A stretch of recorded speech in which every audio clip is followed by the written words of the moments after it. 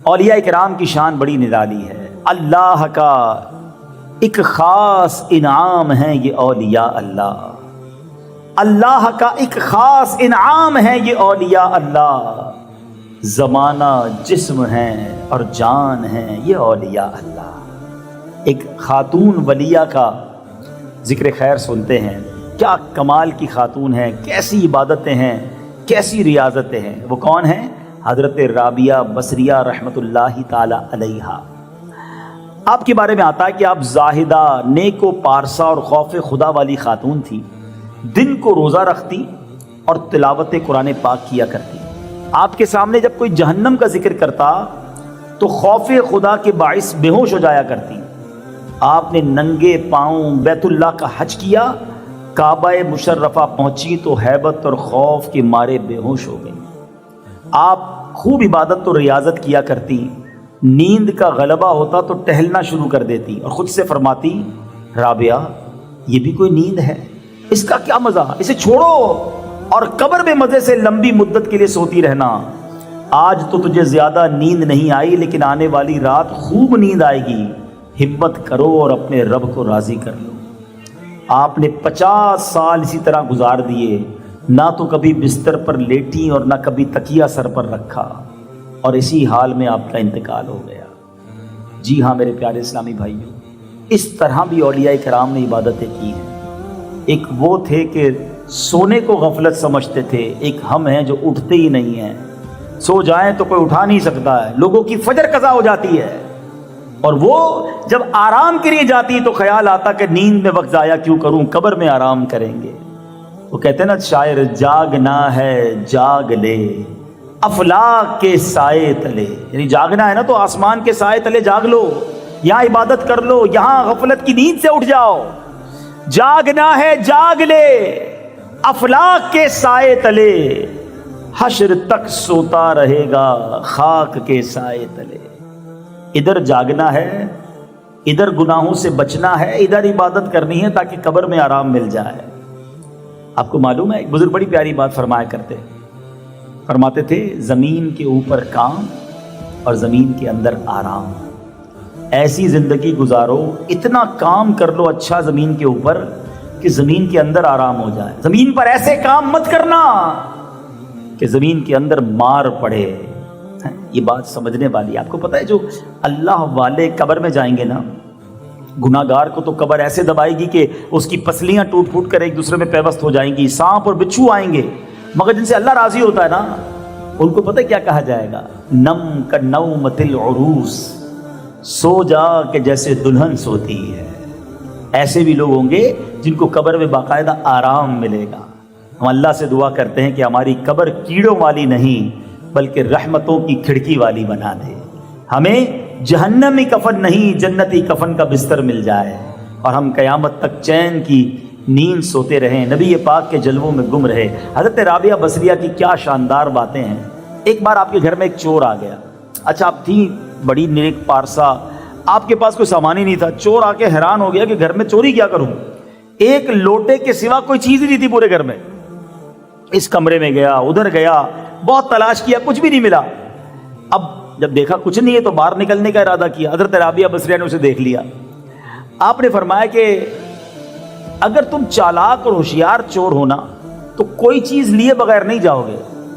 اس نے کہا مجھے تو کچھ مل ہی نہیں رہا تو میں کیا لے کر جاؤں؟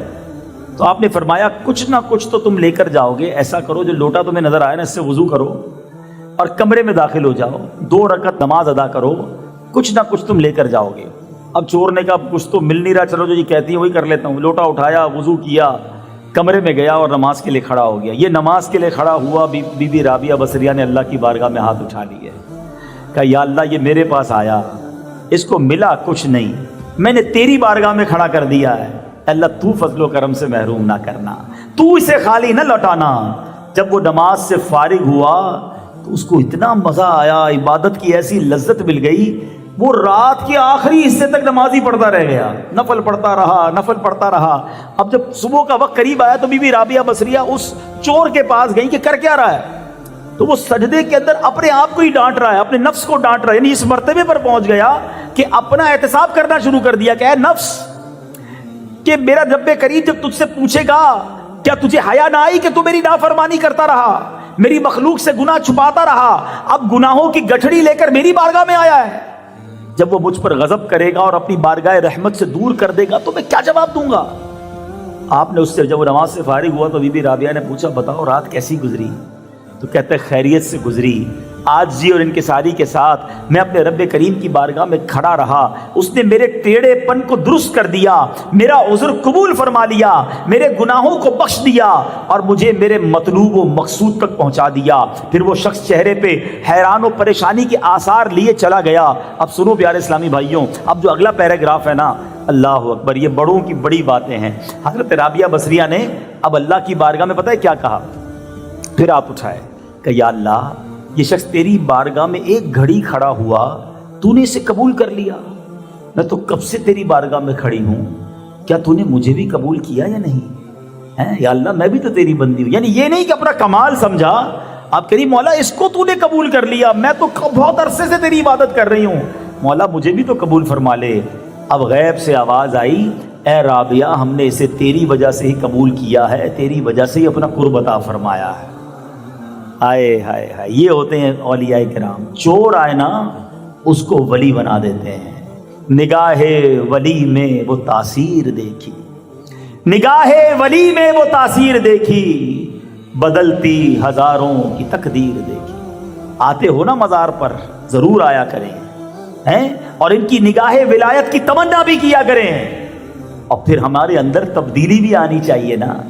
مزارات پہ برسوں سے آ رہے ہیں مگر نمازی نہ بن سکے، مزارات پہ برسوں سے آ رہے ہیں مگر جھوٹ نہیں چھوٹا، بچپن سے مزارات پر حاضری دے رہے ہیں مگر حرام روزی جاری ہے، مزارات اولیاء پر بھی آ رہے ہیں، اور ماد اللہ اگر کسی کی نشے کی عادت بھی نہیں جا رہی، تو اس کا مطلب کیا ہوا؟ اس کا مطلب تو یہ ہوا کہ میرے دل کی دنیا ہی ٹھیک نہیں ہے نا۔ اپنے بارے میں غور کریں نا، دیکھیں اس پہ ماد اللہ کو یہ نہ سمجھے کہ جناب معاذ اللہ کسی بازار پہ گیا مجھے فیض نہیں مل رہا، یہ میرا قصور ہے۔ بارش برستی ہے نا، دیکھیں بارش برستی ہے، پہاڑوں پر بھی برستی ہے اور کھیتوں پر بھی برستی ہے۔ جو بالکل پتھریلا پہاڑ ہو اس پہ بارش برسے کوئی اثر نہیں ہوتا، مگر نرم زمین ہو، زرخیز زمین ہو، بارش برسے تو سبزہ اگ جاتا ہے۔ تو بارش کا قصور تو نہیں تھا، زمین اچھی تھی تو سبزہ آ گیا۔ اب میں اپنے دل کی زمین کے بارے میں سوچوں کہ جب مزار اولیاء پر جاتا ہوں، کسی ولی کے مزار پر جاتا ہوں، رحمت کی بارش تو برستی ہے مگر دل زرخیز زمین ہے یا پتھریلی چٹان ہے، پانی بہہ جاتا ہے، اثر مجھ پر کچھ نہیں ہوتا ہے۔ تو اللہ کرے کہ ہم ان کا پراپر فیضان لینے والے بن جائیں۔